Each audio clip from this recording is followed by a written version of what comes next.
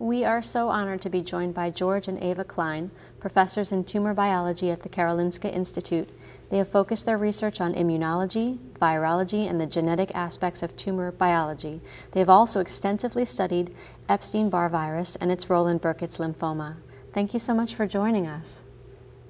When you began leading the tumor biology department at the Karolinska Institute, tumor immunology was not a large field. How have you seen that change over the years, and what do you think it's meant for cancer research? It has become a very large field, and eventually I departed from it, so I'm really not working on tumor immunology anymore. I do feel that tumor immunology is extremely important for tumors associated with viruses, where there is a foreign protein determined by the virus, for which there are specific T-cell receptors, and there you can really achieve remarkable results. In the Epstein virus induced lymphoma that arises in people who are immunosuppressed because they received an organ transplantation, or because they have HIV, or they have congenital immune deficiency, they develop real malignant tumors driven by the virus. But if these patients get an infusion of immunocompetent T cells, these tumors melt away like snow. It's among the most dramatic things you can see. So that's the way immunology works when there is a real target. The problem with the more common tumors that have no viral association is that the immune response runs into a formidable protective system against autoimmune disease. So it's much more difficult to mobilize it. But there's a huge field presently working on it, and there are some encouraging results. And I think that what George was talking about, mainly delineating the hopes when tumor immunology started to use it for immunotherapy. I would look at tumor immunology a little bit more broader sense, and I would say that it's a very important field because we have to think about the development of tumors, and it's absolutely clear that tumors can arise in places where there's an inflammation of tissue. That's also immunology. So for basic research, we have to think about immunotherapy and tumor immunology. The immunotherapy is what George says, it is a difficult aspect, but generally to put tumor development into immunology and inflammatory responses are still going on and very hopeful for the development of tumors. Mm-hmm. You are both still active in this field, and you're still very interested in working on Epstein-Barr virus and natural killer cells and other aspects of tumor biology. What are you thinking about now? What do you see on the horizon? Well, I'm personally most interested in the effect of the stroma on tumor growth, and not really immunology, but more microenvironmental control of tumor growth. Why dormant tumor cells grow into metastasis, or when do they do that, and what happens then? How fibroblasts and other cells of the connective tissue can actually inhibit their growth. What makes the difference between a patient, say, with cancer of the prostate that is progressing and a patient with the same cancer that is not progressing? Is it the microenvironment? This is my particular interest, say, at this last stage of my career.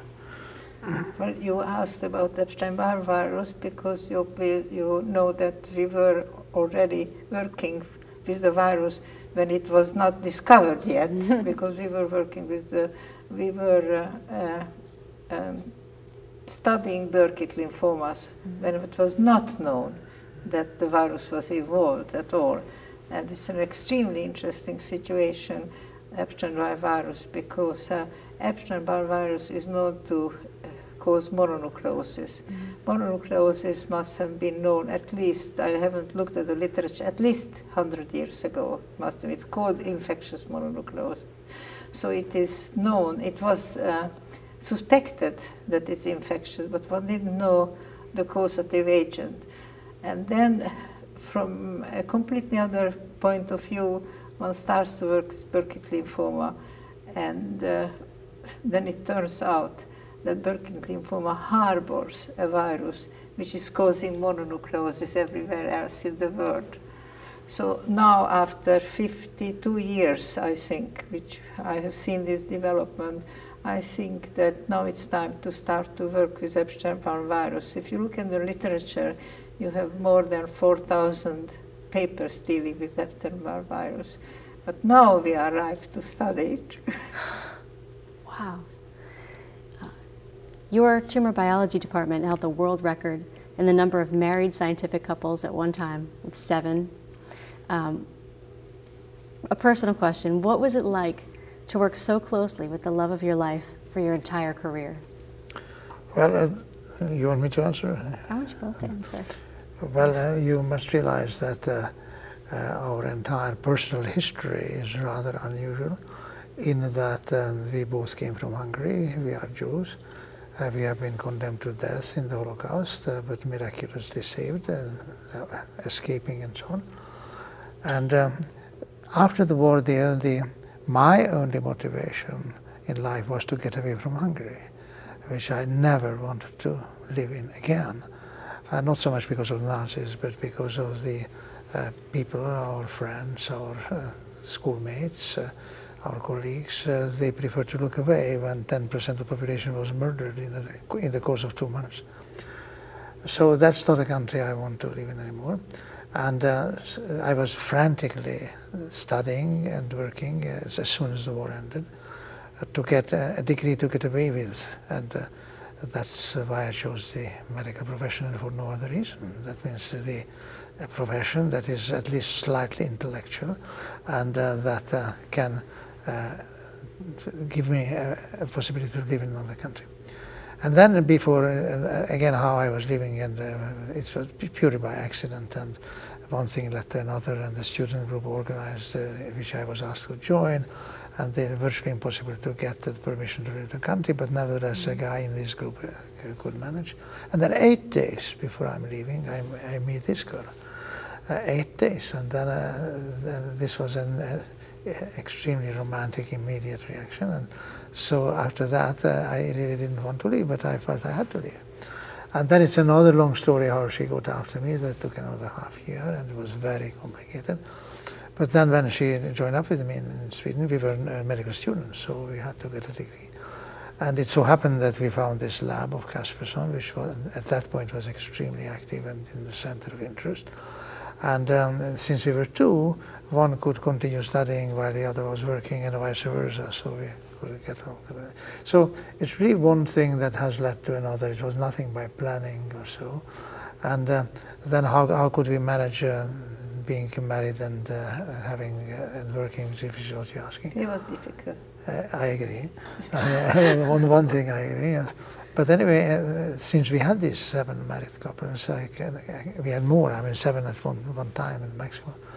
I can tell you that each of them solved this problem differently. I mean, how to be married, how to have a family, and how to work. And it's always pretty complicated, and people solve it differently. So we managed, but it was not easy. And then, of course, our children were born, and we have 3 children.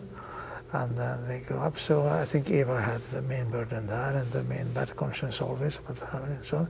And I was pushing on. So, but we had no time to think about how it is to work with the love of your life. I mean, that was not a question on the podium.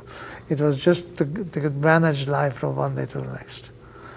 In fact, it's quite interesting. Whenever I visit a laboratory, I have colleagues, and I would like to talk about science. And when there's a lady I'm talking to, the first question is not about my work. They look at me and say that I heard that you have 3 children, and you work with your husband. How did you manage it? So I can understand still that it was not, it's quite good for me to know that it's a general attitude and general understanding that my situation must not have been so easy all the times.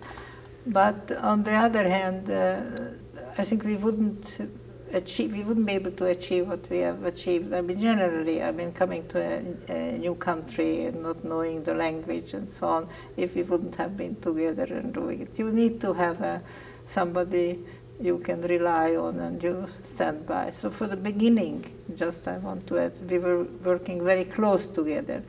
We don't do that anymore so much. I'm still sticking to more the old thing. George always wanted to go to new horizons. Thank you so much for being here.